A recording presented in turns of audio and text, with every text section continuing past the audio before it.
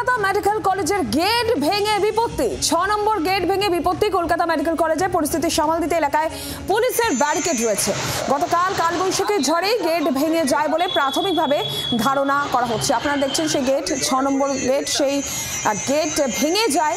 6 নম্বর gate ভেঙে যায় Kolkata medical কলেজে। পুলিশি ব্যারিকেড রয়েছে। পরিস্থিতি সামাল দিতে আমরা জানবো এই বিষয়ে। অর্কদীপ্ত মুখোপাধ্যায় রয়েছেন টেলিফোন লাইনের প্রতিনিধি। অর্কদীপ্ত, কি জানা যাচ্ছে এখনো পর্যন্ত? দেখো, গতকাল রাতে যে ঝড় বৃষ্টি হয়েছে তার ফলেই কলকাতা মেডিকেলের 6 নম্বর গেট, অপথ্যালমোলজিস্ট ডিপার্টমেন্টের সামনে যে গেটটি, বিশাল গেট, সেই গেট ভেঙে পড়ে।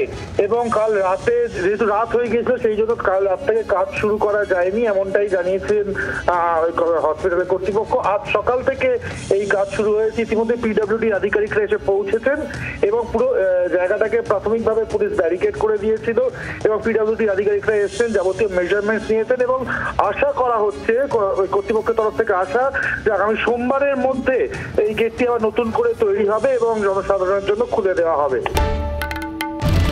বাংলার আওয়াজ, বাঙালির আবেগ, জি 24 ঘন্টা।